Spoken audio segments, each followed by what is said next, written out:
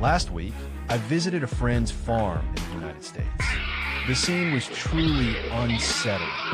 Fields torn apart, water pipes broken, and lush green lawns completely plowed up overnight. Wild boars are not only strong, they're extremely persistent. They come back night after night. So we decided to take action.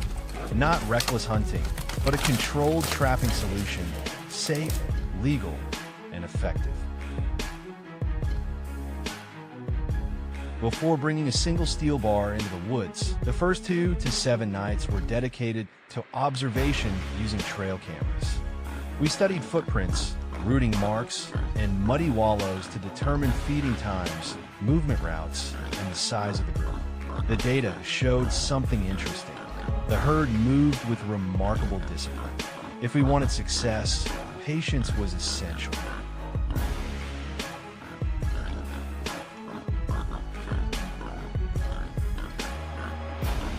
Once everything was ready, I joined my friend and his team to assemble the cage trap. The steel frame and metal mesh looked simple, but the goal was clear: strength and stability under heavy impact. Each panel was connected carefully. The most critical part was the sliding gate. It had to close decisively yet smoothly, so that at the right moment it wouldn't jam. However, there were areas where vehicles couldn't reach. Our solution was a 6-panel modular cage trap that could be carried and assembled directly at locations the boars frequently visited, usually damp soil areas near water sources. A notable feature was the feeding trough trigger system. The trap only activates when enough pressure is applied. This reduces false triggers and increases selectivity, a design that is simple yet smart. But the real key lies in the bait: corn mixed with almonds. We chose to trap during winter, when natural food sources like roots become scarce in the forest. The scent of fermented corn becomes almost irresistible to wild boars. The feeding trough is placed deep inside the trap and connected directly to the mechanical trigger. For 3 to 10 consecutive days, we spread bait without activating the trap. The goal is to let the herd feel safe and comfortable entering the area to feed. Everything was ready for tonight. Night falls. The forest grows quiet.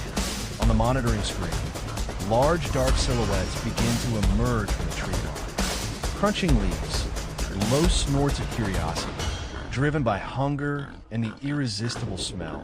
The boars slowly lose their usual caution. One by one, they step inside and bury their snouts in the feed trough, unknowingly applying pressure to the trigger. Then, the gate slams shut in an instant. Startled and panicked, the boars charge into the metal walls, trying desperately to escape. But the trap holds firm.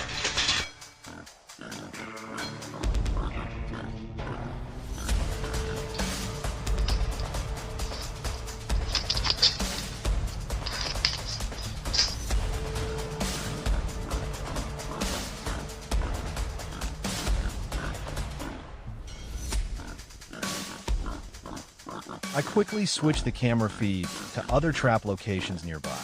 The same scene repeats again and again. One mechanical trigger after another is activated. Steel gates drop decisively. Several groups of wild boars across different areas are successfully contained during the night.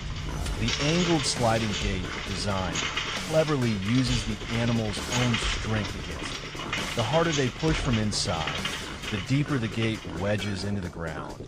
A simple mechanism that completely counters their raw power.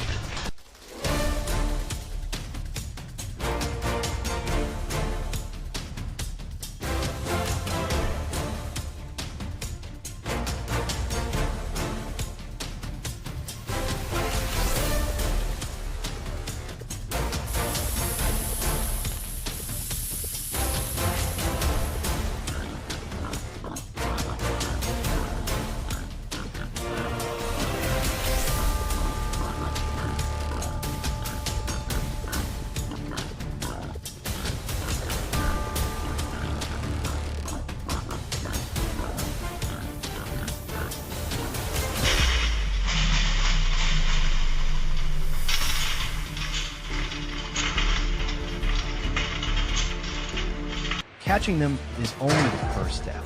Handling the situation safely, professionally, and legally is the real challenge. The next morning, we drive a Jeep around to the trap sites. We avoid stressing the animals. A large tarp is placed over the transport cage, creating darkness that naturally calms the boars. Under the midday sun, the team even sprays water to cool them down before transport begins. From choosing the right season, preparing bait, to safe transportation, everything reflects a certain mindset. Control does not mean destruction. It means adjustment, balance, and allowing both people and the land to coexist. And after this visit to my friend's farm, one conclusion became very clear to me. The best solutions always begin with the right mindset, not with rushed action.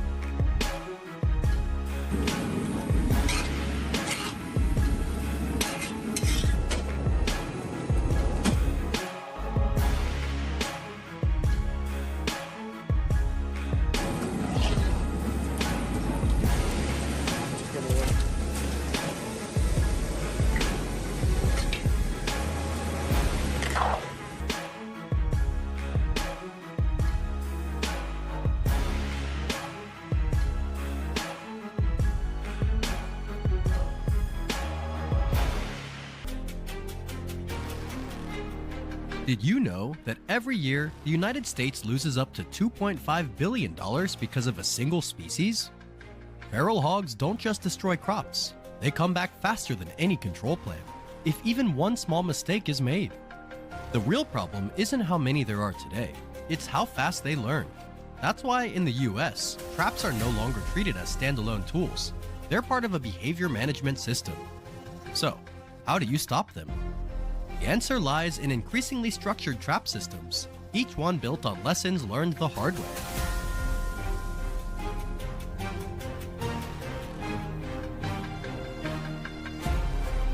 To deal with feral hogs, one of the traditional solutions once widely used across the US is the static welded wire trap, commonly known as the figure 6 trap. The main material is welded wire mesh with roughly 4-inch spacing, tied together with steel wire. All sharp ends are cut and smoothed to reduce injury, maintaining a more humane trapping process. The mesh is then stood upright and bent into a spiral shape resembling the number 6, forming a natural entry path. This design takes advantage of hog behavior, their tendency to move as a group and keep pushing forward, allowing them to walk deep into the trap without feeling threatened. A spring-loaded door works like a one-way valve. Hogs on the outside can push their way in, but once inside, turning back becomes nearly impossible.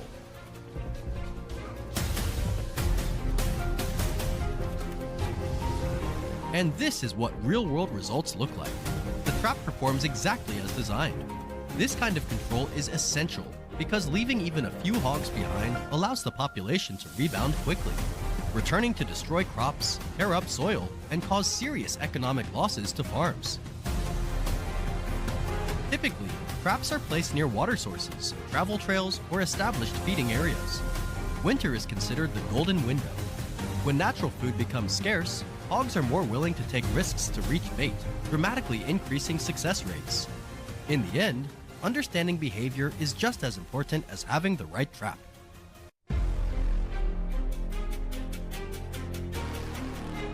These efforts are not just about protecting crops, they're about land and ecosystem responsibility. In Florida alone, the problem has reached every one of the state's 67 counties, with an estimated population of over 500,000 feral hogs. Removing entire sounders reduces long-term pressure on soil, vegetation, and native species, instead of letting damage compound year after year. This isn't recreation. This is land stewardship.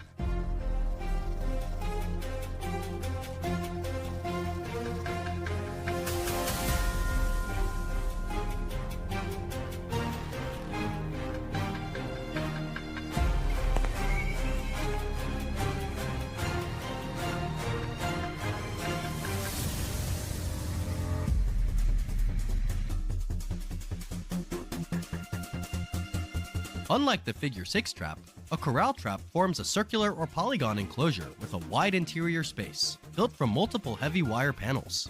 Instead of narrow entry paths, these systems use large drop gates or lift gates. The open space lowers suspicion. Hogs feel comfortable entering together and moving as a group, critical when the goal is to capture large numbers in a single activation.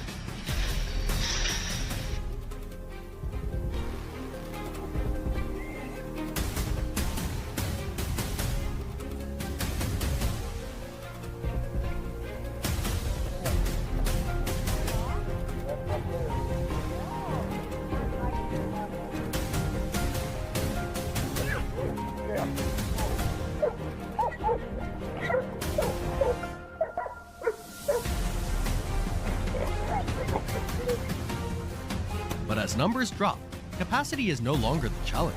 Adaptation is. Unlike fixed figure 6 or corral traps, box traps are compact, fully enclosed rectangular units with both floor and roof.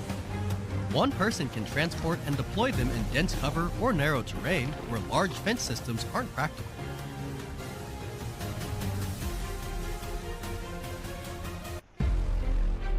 At this stage, trapping is no longer about volume. It becomes a mental chess match with individual hogs that have learned how to survive. These traps are often used by households or small farms, where numbers are limited, or to target older, smarter hogs that travel alone. When multiple hogs crowd inside to feed, the chaos almost guarantees pressure on the trigger, dropping the door. But if it fails, cost can be years of lost control.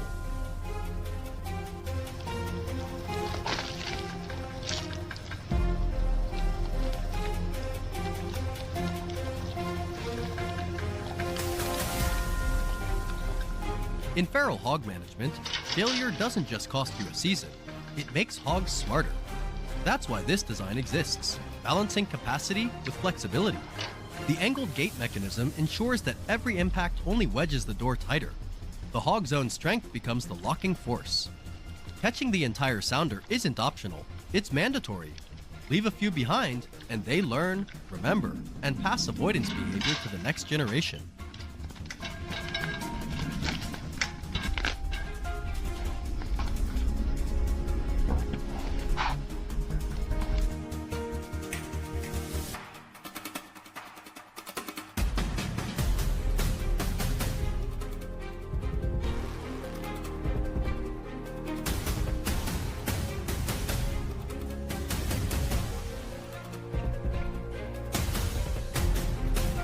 The shift from traditional traps to more advanced systems doesn't reflect cruelty, it reflects responsibility.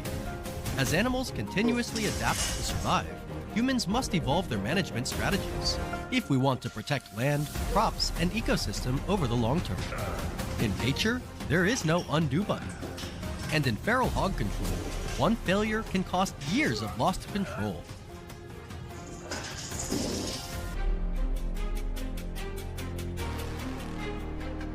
In the United States, the damage caused by wild boars is measured in billions of dollars every year. But for the people on the ground, those numbers are never the real concern.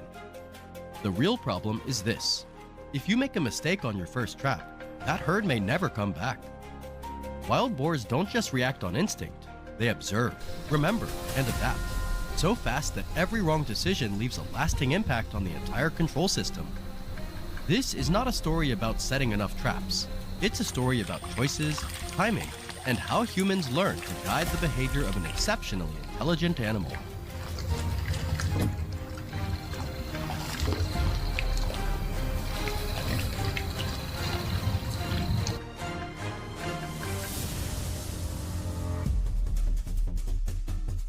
Rectangular box traps are usually the first option. They're easy to build, low cost, and quick to deliver initial results. Cameras capture smaller individuals stepping inside. The trap triggers successfully, but at the edge of the frame, adult boars remain outside. They don't rush toward the bait. They watch how the trap reacts. The key issue isn't how many are caught. It's what the herd learns. After witnessing the trap once, they change routes, move to a different area, and avoid the trap location entirely. The trap isn't damaged. It remains intact. But in terms of behavioral control, it's already failed. The problem isn't that the trap didn't work. The problem is that the herd has learned its lesson.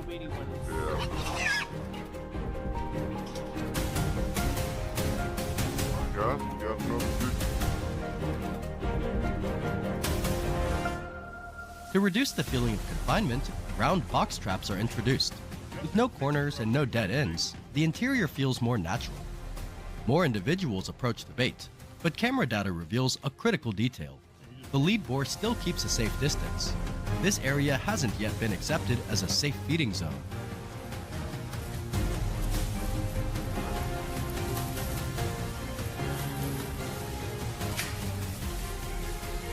What do you want to do? Go ahead.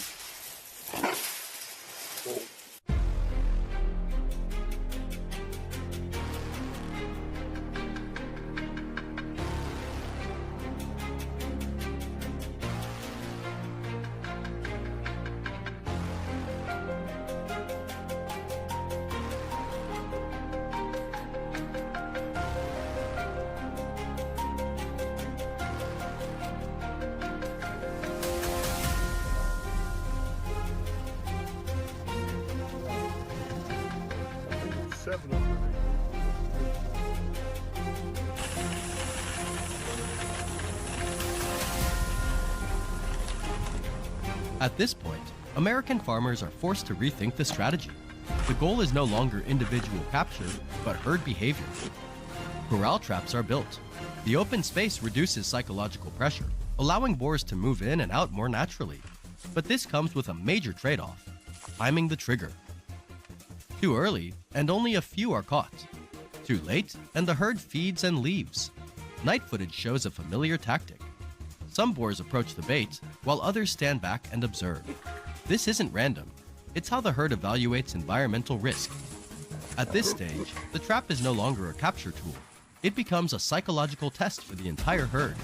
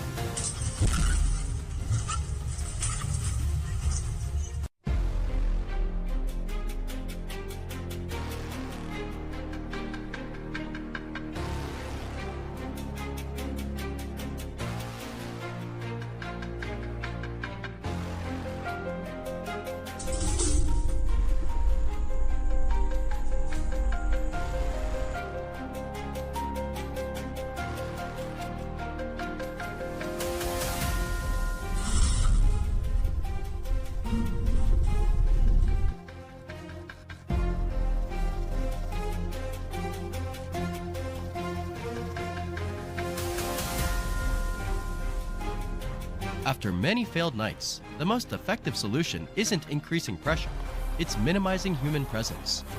Large-scale boar-buster systems are designed around that principle.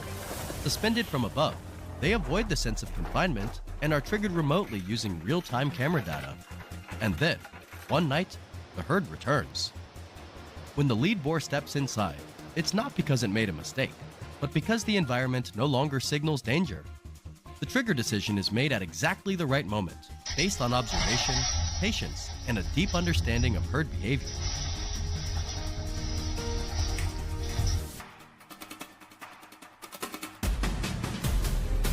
For American farmers, success isn't the moment the trap drops. It's the nights that follow, when fields are no longer torn up, the herd doesn't return, and everything settles back into place. Wild boar control isn't a confrontation. It's a process of learning how to coexist with nature through knowledge and discipline. When human behavior becomes controlled, nature slowly finds its balance again. According to environmental reports, wild boar populations in some regions have more than doubled over the past few decades. When a wild boar suddenly appears inside a crowded restaurant, on city streets, or right next to residential homes, the question is no longer just what happened, but why are encounters like this becoming more common? Between the need to protect public safety and the responsibility to conserve wildlife, where is the line that allows both humans and animals to coexist?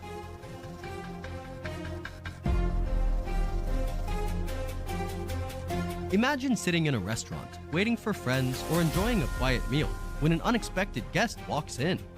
That scenario became reality on New Year's Day at a barbecue restaurant in Gumi City, Gyeongbuk Province, South Korea, when a wild boar wandered into a crowded public space.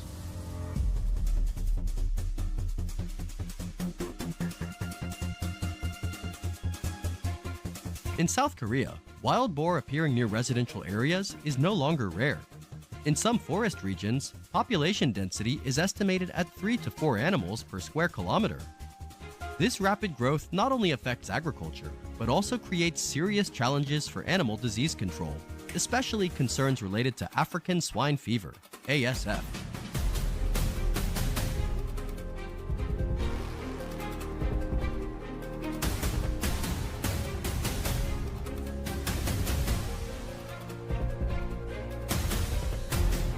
To reduce the risk of wild boar moving into residential zones, control measures are often deployed along forest boundaries.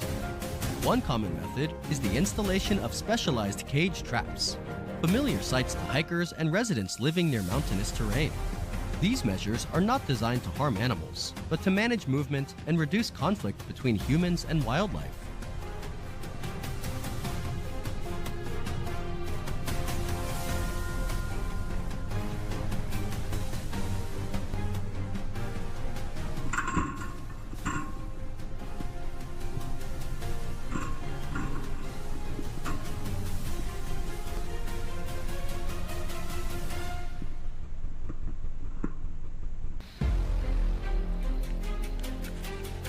For people living close to the forest, these traps are not symbols of capture. They represent a fragile boundary between safety and danger. To understand why such measures are widely used, it's important to see how they function in real-world conditions. The operating mechanism of a cage trap is relatively simple. When a wild boar enters to access the bait, it unintentionally triggers the latch system. The front gate drops automatically, securing the animal inside. Most traps are around 2 meters long and built to accommodate large adult boar.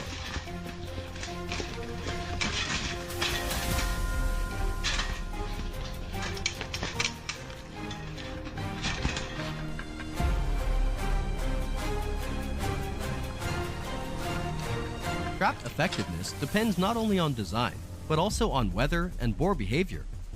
During warmer months, abundant natural food makes wild boar more cautious and less responsive to bait.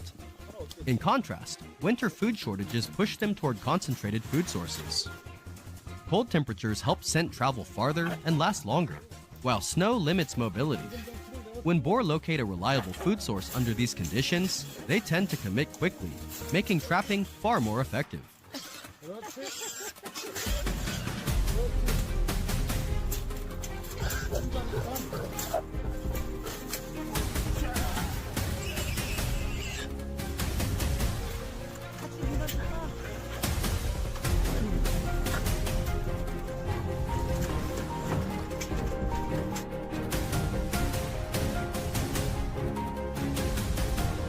Many cage traps use a one-way drop gate system.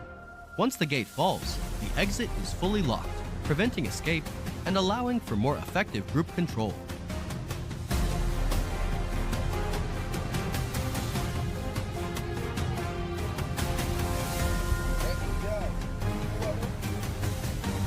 presence of reinforced cage traps reflects a reality faced by communities near forested areas: constant readiness against wild boar intrusion. These systems are considered necessary tools to protect crops, property, and public safety in foothill and mountain edge communities.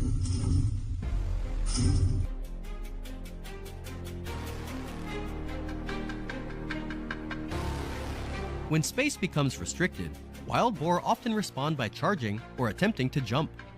For this reason, traps must be constructed with strong materials and sufficient height to ensure safety for both animals and people involved in control operations.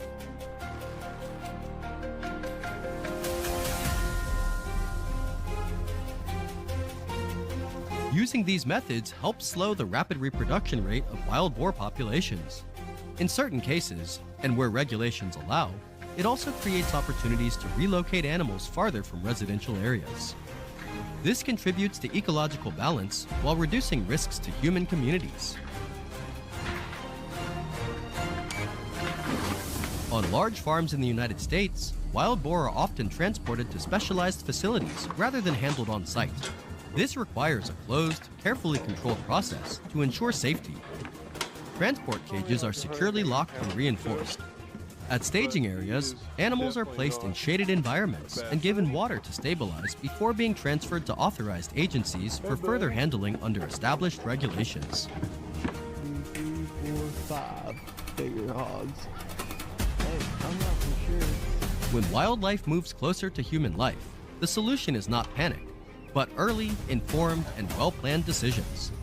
Human-nature conflict is not a matter of winning or losing. It is a process of learning how to coexist. Reinforced traps and structured relocation procedures reflect human efforts to reduce conflict with wildlife. However, the most sustainable solution lies in thoughtful land use planning and the protection of forest ecosystems. When humans respect nature's boundaries, nature is far less likely to cross ours.